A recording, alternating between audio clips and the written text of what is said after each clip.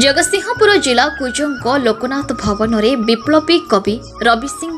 93तम जन्म जयंती उत्सव पालित हो जाइछि। रवि सिंह कालजयी विप्लवी कविता बेस जनादृत लाभ करिथिबा ओ तांको कविता गुच्छ वास्तविक बोली अनेक कवि मत प्रकाश करिसेंति। एह अवसर में एक आलोचना चक्र और कविता पाठोत्सव अनुष्ठित होइथिबा भली अनेक विशिष्ट व्यक्ति कवि सांबादिक माने जोग देथिले।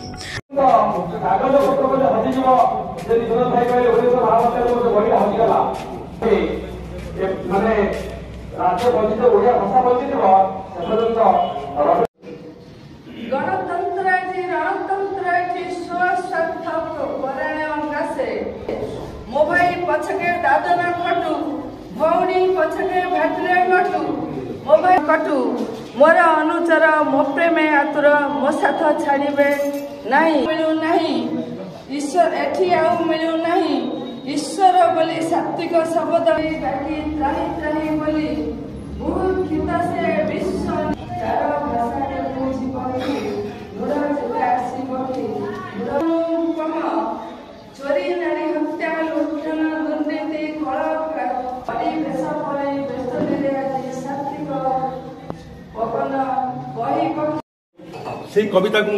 एते भल पाए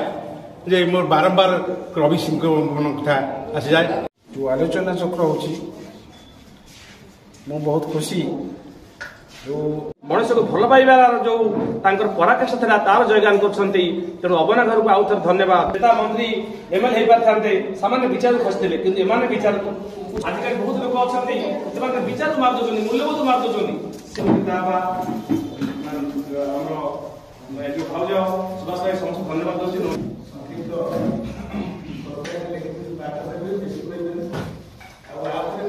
गिरिधरी साहू कार्यक्रम रवि सिंह विप्लव महान विप्लवी कवि रवि सिंह 93तम जन्म जयंती उपलक्षे आज कार्यक्रम जोग देइछन्ती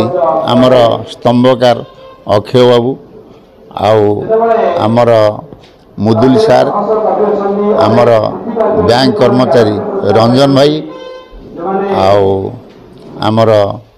कमरेड श्रीनिवास जुजियार सिंह कमरेड शरद बलियार सिंह कमरेड रवीन्द्रनाथ महापात्र एडवोकेट निर्मल चंद्र साहू मो चित्तरंजन स्वाई सांबादिक आज एक पवित्र दिन जो दिन में ओडिशार विशिष्ट महान विप्लवी कवि रवि सिंह 93तम जन्म जयंती को आम पालन करुछु। यही अवसर में ये जो आयोजन अबना घर पक्षर आयोजित करा जायछि एवं बहु बुद्धिजीवी लेखक विप्लवी एवं साम्यवादी बंधु मैंने उपस्थित अच्छा नारी नेत्री मैंने उपस्थित अच्छा अनेक सांबादिक बंधु मैंने उपस्थित अच्छा देश में सांप्रतिक परिस्थिति रे जो भली अवस्था सृष्टि होती से सब नहीं आलोचना करा जाउछि एवं रवि सिंह जो कालजयी कविता लिखि जाइछन्ति से कविता मध्य पाठ होउछि कविता संपर्क में आलोचना भी होउछि। दीर्घ 93 वर्ष जीवन काल भितर अति संघर्ष दुख दैन्यता भितर तांकर जो जीवन कटिथिला से जीवन संपर्क में आज एठी आलोचना होउछि एवं मु श्रीजुक्त रवि सिंह